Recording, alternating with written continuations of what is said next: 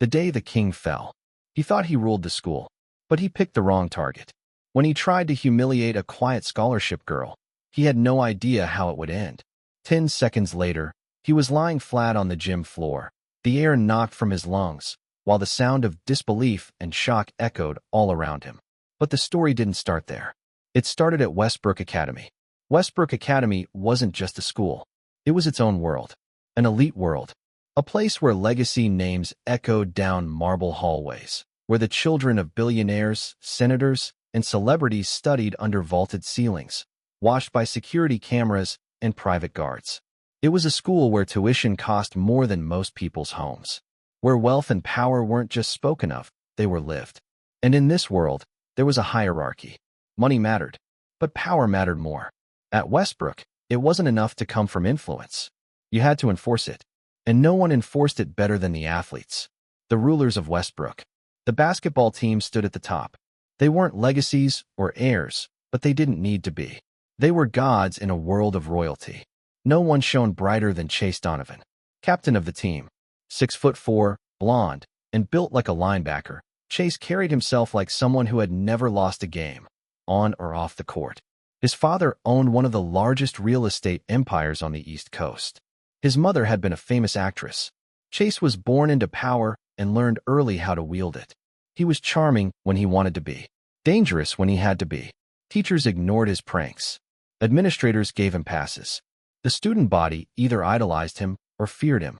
And for 3 years, Chase Donovan ruled Westbrook. Until the day Maya Reed showed up. The new girl. No one transferred to Westbrook mid-year. It wasn't how things worked. Kids at Westbrook had been there since kindergarten. Their families made massive donations, bought buildings with their names on them, and sent generations through the same gates. Maya Reed didn't belong. She wasn't a legacy. She wasn't wealthy. She was a scholarship student. A charity case, some whispered. Others said nothing at all, just watched her with thinly veiled disdain. But what unnerved them was not her background. It was her composure. Maya didn't care. She didn't flinch. She didn't try to fit in. She didn't avoid the gaze of those who whispered about her. She moved through Westbrook's gilded halls as if none of it mattered, as if their world was just another place to be. And that unsettled Chase Donovan. Unseen threats. At first, Chase barely noticed her. She was quiet. She wasn't trying to sit at the popular table or get invited to parties. She wasn't seeking attention. She didn't care. But soon he found himself noticing her more. The way she didn't react when he passed by.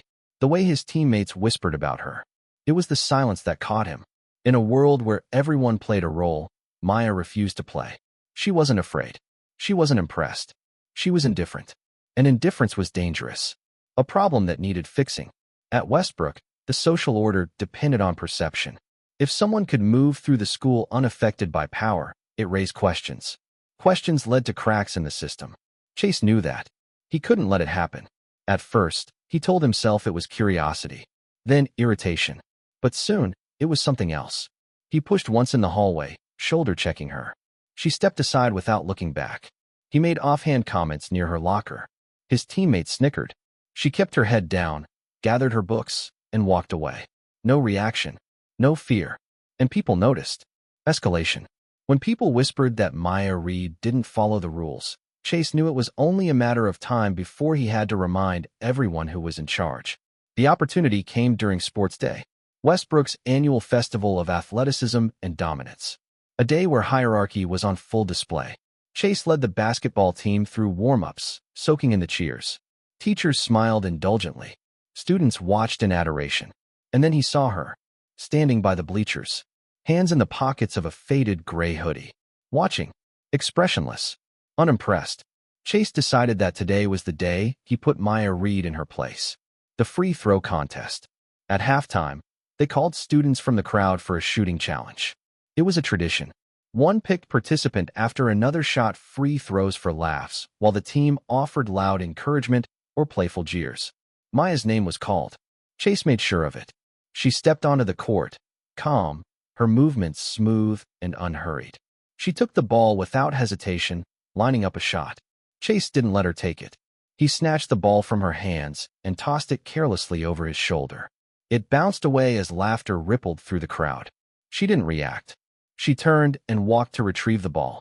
Chase's jaw tightened.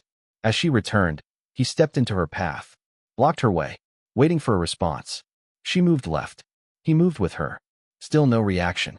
He shoved her, lightly at first, then harder, and that was when everything changed. 10 seconds. Maya pivoted. In one smooth motion, she caught his wrist, shifted her weight, and sent Chase flipping over her shoulder. His body hit the gym floor with a bone-jarring thud. Gasps. Silence. Then chaos. Phones were out. People shouted, laughed, screamed. Chase stared at the ceiling, dazed, realizing what had just happened. He got up slowly. She was already walking away. No gloating. No triumph. Just a quiet return to her place on the sidelines. And Chase understood. He had lost. The fallout. That night, videos flooded social media. The king of Westbrook thrown like a rag doll. By morning, whispers became shouts. By lunch, they became facts. And Maya Reed? She didn't speak of it. She didn't celebrate. She didn't engage. That made it worse. Chase sat with his team in the cafeteria, listening to the silence that now surrounded them. No cheers. No reverence. People laughed at him now, and they respected her. Planning retaliation. Chase knew the rules. If you lost in public, you had to reclaim power in private. He waited by the gym after school, with two of his best friends, Hunter Blake and Ryan Caldwell. They waited for her to leave. And when she did, they cornered her. You made a mistake, Chase said. She didn't answer. Hunter lunged. In less than 10 seconds, Maya took them apart. Hunter gasped for air on the pavement. Ryan lay stunned, staring at the sky. Chase found himself on the ground again, struggling to breathe, the cold concrete hard beneath his back. She stood over him, not smug, not angry, just waiting for him to understand. And he did. He was no longer in control. The new order. Westbrook changed. The whispers stopped being about Chase. Maya didn't take over. She didn't need to. She didn't want followers. She didn't demand respect. But it came anyway. Chase tried to act like nothing had changed. But it had. People no longer feared him. They no longer respected him. Because Maya Reed had shown them something Chase never could. Strength didn't come from dominance. It came from indifference to power. From the confidence of someone who knew exactly who they were and didn't need anyone's approval. The final realization. A week later, Chase found her by the exit after school. He wanted to confront her. He wanted answers. But when she looked at him, he realized there was nothing left to say. She hadn't played his game. She had never played it at all. And that's why she won. He turned and walked away. And for the first time, Chase Donovan knew what it felt like to be powerless. The lesson. The king had fallen. And no one came to pick him back up. Because Westbrook Academy had changed. Forever.